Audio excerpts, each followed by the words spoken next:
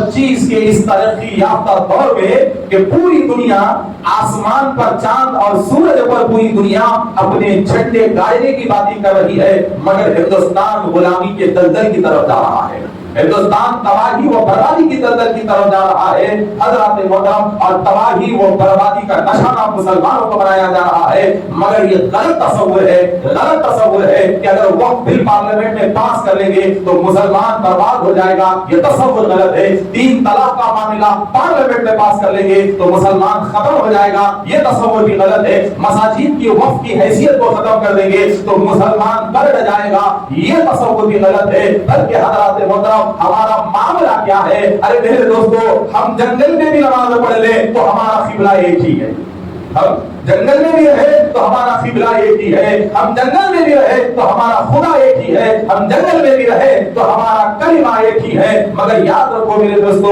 ایسے حالات کیوں ہو رہے ہیں؟ میں آپ کو بڑی اہم بات سمجھاتا ہوں۔ 2 دن پہلے پارلیمنٹ میں وقف بل پاس ہوئی، اب سارے مسلمانوں میں غم و غصہ دوڑا ہوا ہے۔ مگر میں آپ کو ایک چیز پوچھتا ہوں کہ آج ہم اس حکومت کو بدنام کر رہے ہیں، یہ 100% بغیر شک کی بات ہے کہ یہ ہمارے کھلے دشمن ہیں، اس میں کوئی ڈاؤٹ نہیں ہے کہ جو اقتدار پہ بیٹھے ہوئے ہیں یہ ہمارے کھلے دشمن ہیں۔ مگر ہم لوگ پچھلے 50 سال سے چھپے ہوئے دشمنوں کو پہچاننے میں ناکام ہوئے، چھپے ہوئے دشمنوں کو۔ اور چھپے ہوئے دشمن ہمارے سامنے کیوں نہیں آئے؟ وہ چھپے ہوئے دشمن ہمارے سامنے اس لیے نہیں آئے کہ ہمارے ہی درمیان کچھ مسلم منافق قیادت ایسی ہے جو ان کا پردہ بنے رہے۔ ہمارے درمیان بھی منافق قیادت ہے، ہمارے درمیان بھی 50 سال سے منافق لیڈرشپ رہی ہے۔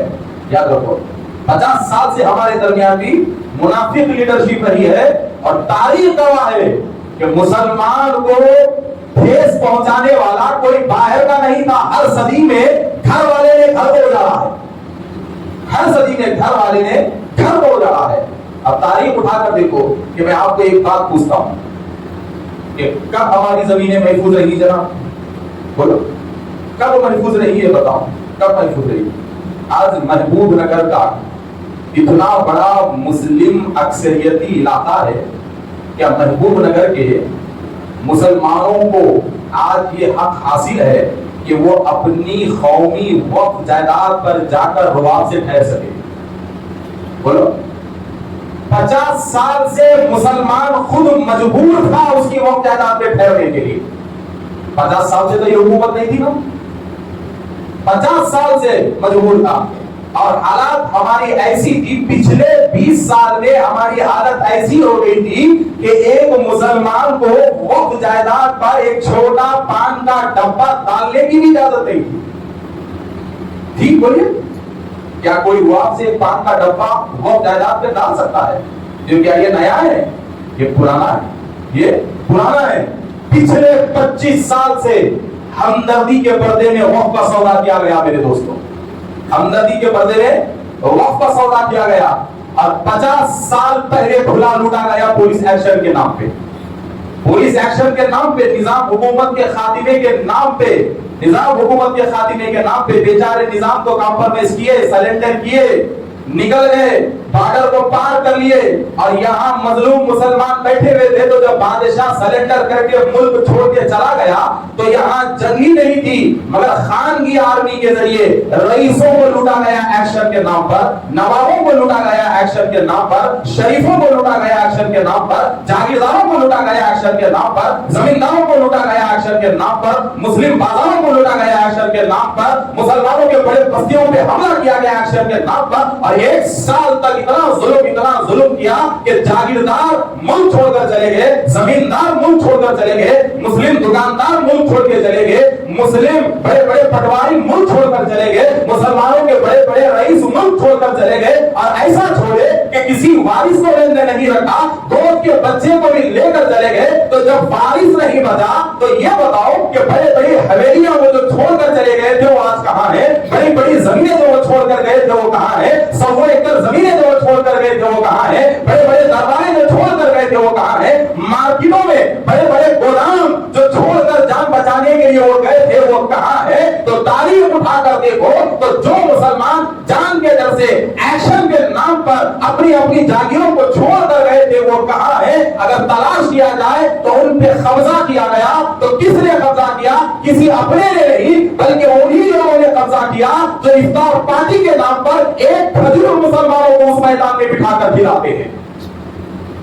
आज जो कई इफ्तार पार्टियां होती हैं, कई मुस्लिम दावत होते हैं, मगर कभी खजूर खाने से पहले हमने ये सोचा था कि जिस जमीन पर हम ठहर कर इफ्तार पार्टियां मना रहे हैं, ये जमीन किसकी है? ये जमीन किसकी है? कभी सोचा है कि government high school, government primary school, government के ग्राम पंचायत, गवर्नमेंट के हॉस्पिटल्स और गवर्नमेंट के बस स्टैंड, गवर्नमेंट के पीएस, गवर्नमेंट के फायर स्टेशन, गवर्नमेंट के रेलवे स्टेशन, कलेक्टर ऑफिस, तहसील office, RTO office, revenue department का मुकम्मल महकमा आखिर किन के जमीनों पर बना हुआ है? किन के जमीनों पर बना हुआ है? किन के जमीनों पर बना हुआ है? हमारी कौम में रियल एस्टेट के माहिर लोग हैं, पुराने रिकॉर्ड उठाकर देखो तो ये सारी इमारतें नवाबों की जमीनों पर ठहरी हुई है। ये सारी इमारतें जागीरदारों के जमीनों पर ठहरी हुई है। ये सारी इमारतें हमारे बाप दादा की जमीनों पर ठहरी हुई है। तो अगर वक्फ बिल का मकसद हकदार को हक दिलाना है, तो क्या ये सारी जमीनें हमें मिल जाएंगी? सोचने वाली बात है। अगर वक्फ बिल का मतलब हकदार को हक दिलाना है, तो हुकूमत के नाम पे जो तुमने कब्जा किया है, हुकूमत बदलने के नाम पे जो तुमने कब्जा किया है, क्या ये सारी जमीनें हमें मिल जाएंगी? ये हरगिज़ नहीं मिलेगी। बल्कि मेरे दोस्तों, पिछले 25 साल से हमदर्द बन के पीठ पीछे से वक्फ की जायदादों पे कब्जा किया गया, तो पिछले 10 साल से खुलेआम दुश्मन बन के कब्जा कर रहे हैं, खुलेआम दुश्मन बन के कब्जा कर रहे हैं। तो अब मुसलमानों को क्या करना चाहिए? तो याद रखो मेरे दोस्तों, मौजूदा सियासत हर एक के बारे में मेंबर से कहता हूं, मेंबर से मैं एक बात कहता हूं कि मौजूदा सियासत चाहे कोई भी पार्टी हो, अब मुसलमान के लिए भरोसे के काबिल नहीं रही, मुसलमान के लिए भरोसे के काबिल नहीं रही। अगर मुसलमान अपने आप को और भी अंधेरे में डालना चाहता है, तो भी लीडरों के सामने हाथ बन के ठहरे रहो। और भी तुम अपने आप को बर्बाद करना चाहते हो, तो फिर भी गली गली के लीडर की गुलामी को तुम कबूल करो। और भी तुम अपने आप को तबाही और बर्बादी में डालना चाहते हो, तो मैं अपना सरबराह मानो सियासी कायद को, अपना इमाम मानो सियासी कायद को, अपना सब कुछ मानो एक पार्टी ऑफिस को। इसलिए कि मेरे दोस्तों, मेरा भाई भी लीडर है, मुसलमान भाई, मेरा मुसलमान भाई भी लीडर है, मगर मेरे मुसलमान भाई को तन्हाई में ले जाकर पूछो तो वो मुझे पकड़ कर आएगा। इसलिए कि उसे मालूम है उसके साथ कितना खिलवाड़ हो रहा है, उसे मालूम है कि वो कितना बर्दाश्त करके सियासत में कौम के लिए टिका हुआ है। मेरे भाई को मालूम है कि कितनी मुसीबत से मेरा भाई उन लोगों के दरमियान ठहरा हुआ है। आज मैं मेरे सियासी भाई को कसूरवार नहीं कह रहा हूं, बल्कि मेरा सियासी लीडर आज मजबूर है इसलिए कि वो अकेला है, मेरा भाई मजबूर है इसलिए कि उसके पास अक्सरियत नहीं है। और ऐसी हालत करने वाले कौन है? हम हैं। इसलिए कि मेरे दोस्तों, हमारे पास कोई प्लानिंग नहीं है, हमारे पास कोई मंसूबाबंदी नहीं है। याद रखो मेरे दोस्तों, ये वक्फ बिल ये सिर्फ जमीनों और जंगलात की हद तक महदूद होने वाली नहीं है। एक वक्त ऐसा आएगा कि मसाजिद को भी साबित करने की जरूरत आएगी कि ये मस्जिद हमारी है, हमारे घरों को भी साबित करने की जरूरत आएगी कि ये घर हमारा है, ये घर हमारा है। और आखिरकार 2 साल के बाद एक जुमला कहा जाएगा। क्या जुमला कहा जाएगा? कि अगर तुम्हारी मस्जिद का 500 साल पुराना भी रिकॉर्ड लेकर ठहर गए, तो एक जुमला बड़े आसानी से कहा जाएगा कि 500 साल पहले किसकी थी?